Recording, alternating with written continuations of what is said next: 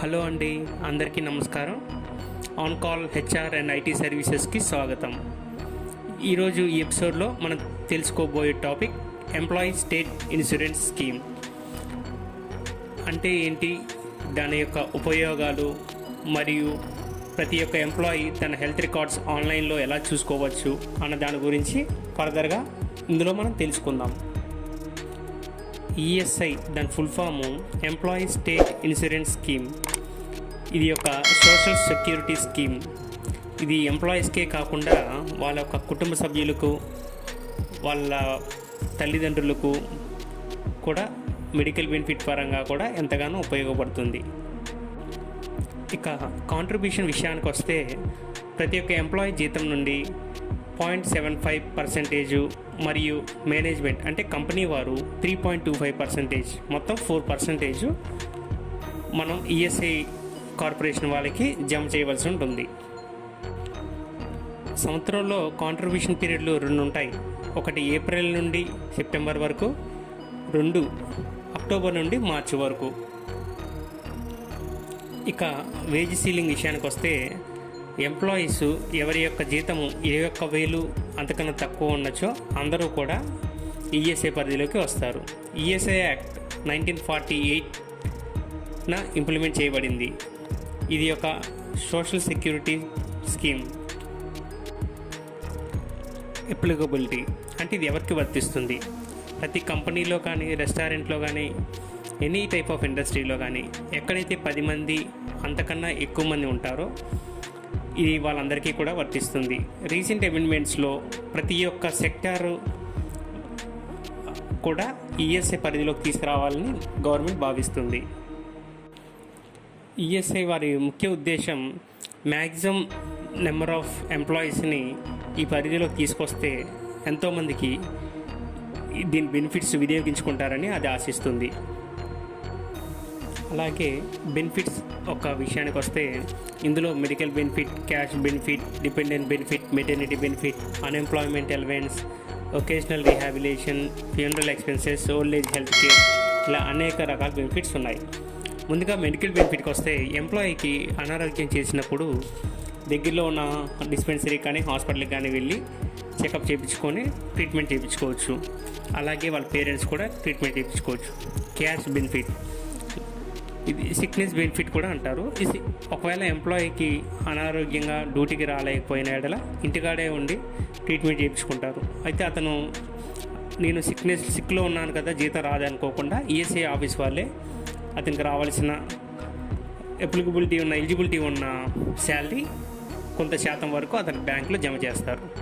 Dependent benefit, wife కానీ, తల్లిదండ్రులు కానీ, పిల్లలు కానీ ఇలా వాళ్ళు కూడా అనారోగ్యంతో ఉన్నప్పుడు ఈఎస్ఐ వారు ఉచితంగా వైద్యం చేయుదురు. మెటర్నిటీ బెనిఫిట్, దగ్గరలో ఈఎస్ఐ హాస్పిటల్ లేనప్పుడు వేరే ప్రైవేట్ హాస్పిటల్లో ఎంప్లాయీ యొక్క భార్య లేదా లేడీ ఎంప్లాయీ అడ్మిట్ అయ్యి ట్రీట్మెంట్ చేయించుకుంటే వారికి ఈఎస్ఐ వారు 7,500 రూపాయలు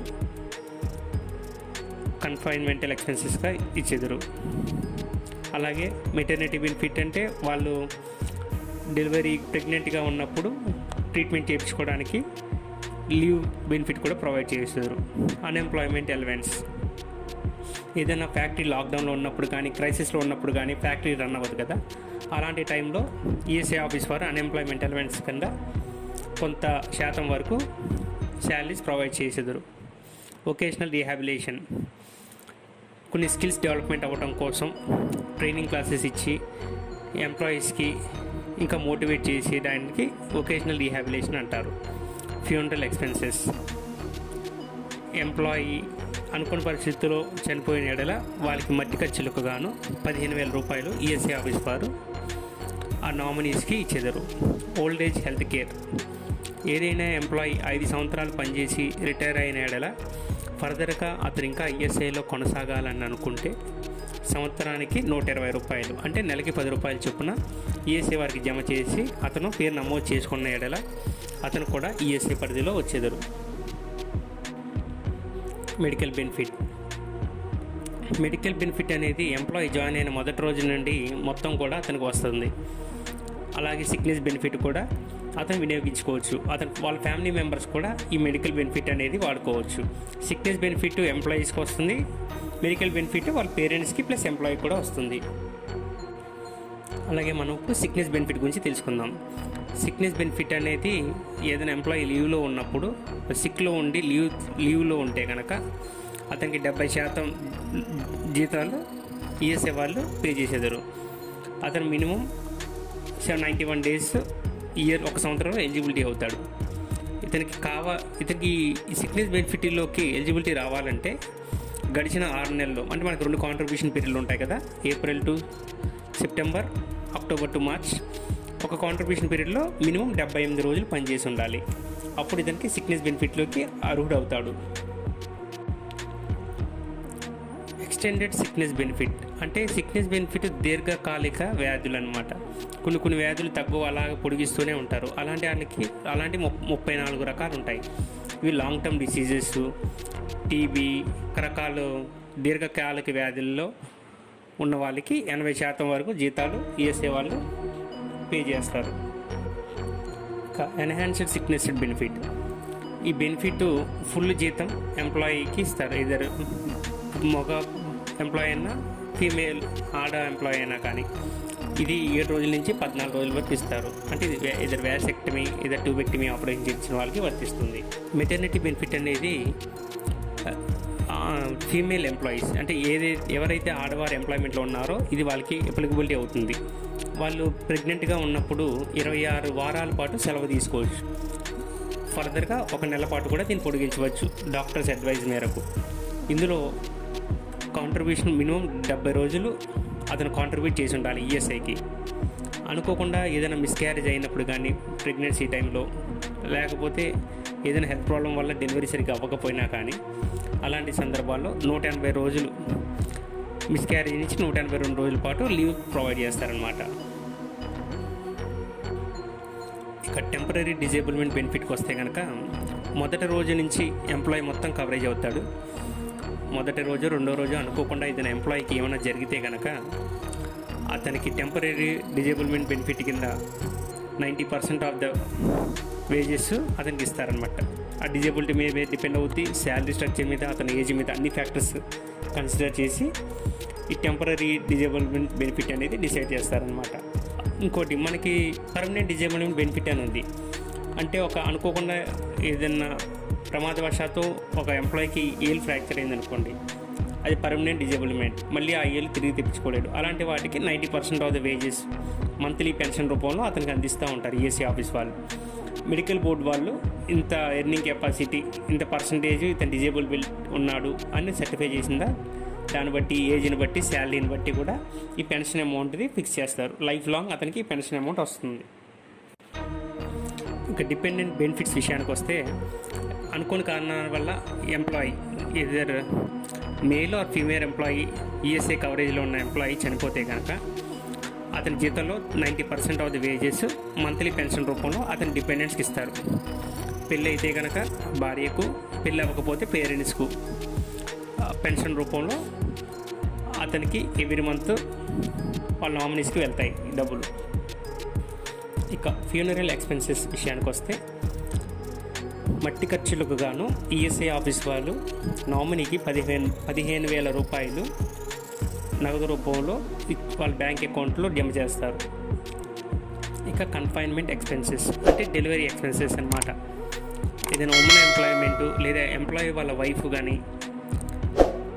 డెలివరీ అయినప్పుడు వాళ్ళకి 7,500 రూపాయలు వాళ్ళ బ్యాంక్ అకౌంట్లో వేస్తారు. ఇది ఎక్కడైతే ఈఎస్ఐ హాస్పిటల్స్ లేదో ఆ లొకాలిటీ వాళ్ళకి అప్లికబిలిటీ అవుతుంది. ఇది ఓన్లీ 2 డెలివరీస్ మాత్రమే ఎలిజిబిలిటీ ఉంటుంది. గవర్నమెంట్ వాళ్ళు ఒక స్కీమ్ ప్రవేశపెట్టారు, అది రాజీవ్ గాంధీ శ్రామిక్ కళ్యాణ యోజన.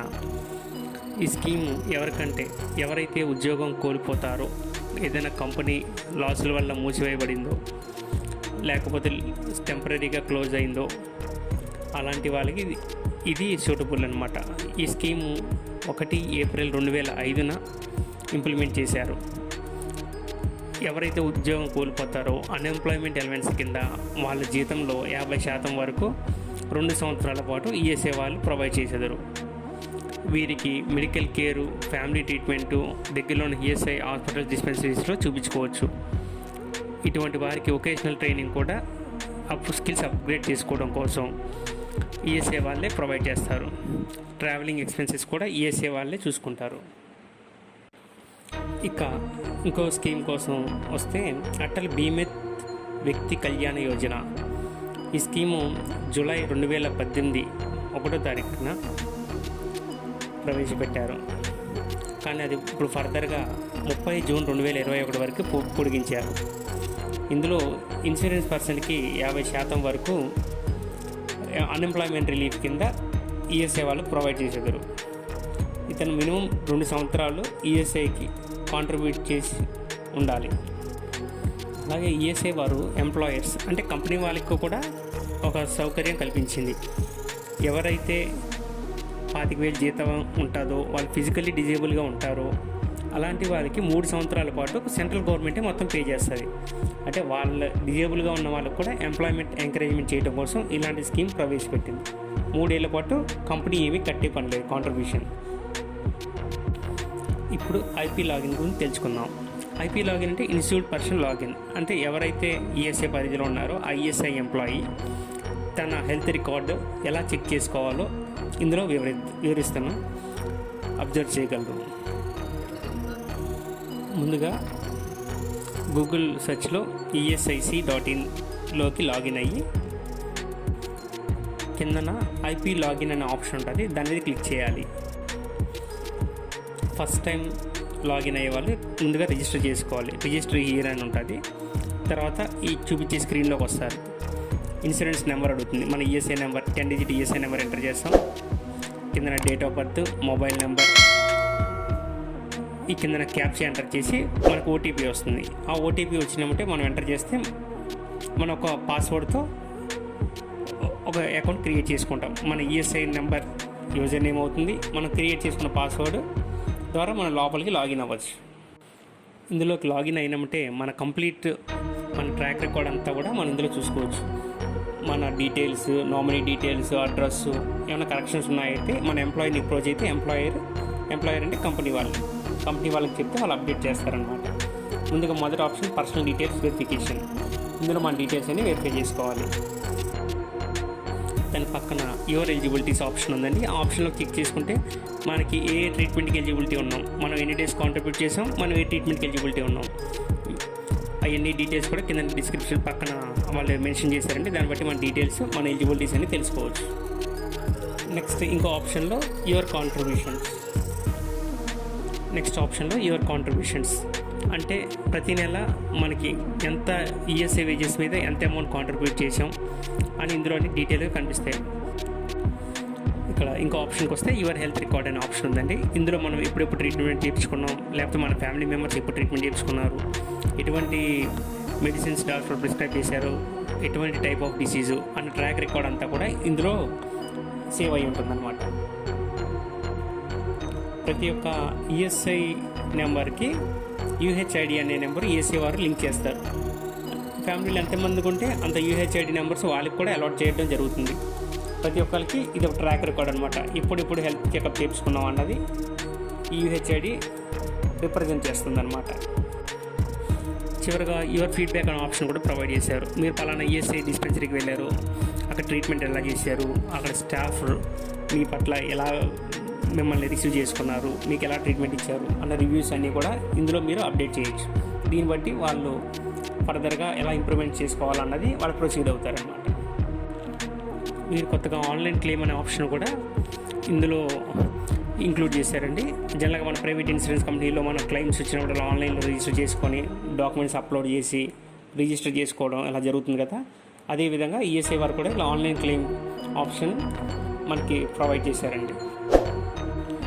ఇదండి ఈరోజు ఈఎస్ఐ ఒక సోషల్ సెక్యూరిటీ బెనిఫిట్స్ మీకు అందరికీ బాగానే అర్థమైంది అనుకుంటాను. ఫర్దర్గా మీకు ఎలాంటి డౌట్స్ ఉన్నా కానీ ఈ కిందన తెలిపిన వాట్సాప్ నెంబర్లో మీరు అప్రోచ్ అయితే మీ డౌట్స్ ఏమైనా ఉంటే క్లారిఫై చేస్తాం. మీ కామెంట్స్ కూడా కిందన పోస్ట్ చేయగలరు. Please subscribe further. ఇంకా ఎలాంటి కొత్త టాపిక్స్ గురించి మీకు ఇంకా ఫర్దర్గా ఏమన్నా టాపిక్స్ గురించి తెలుసుకోవాలని ఉన్నా కానీ మీరు ట్రై చేసి మీ కొరకు మేము ప్రొవైడ్ చేయగలుగుతామండి.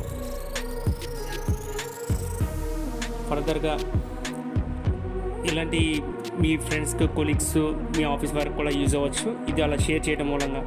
అందుకని తప్పకుండా షేర్ చేసి ఈ ఛానల్కి సబ్స్క్రైబ్ అవుతారని ఆశిస్తున్నామండి. Thank you very much. All the best అండి. Thank you.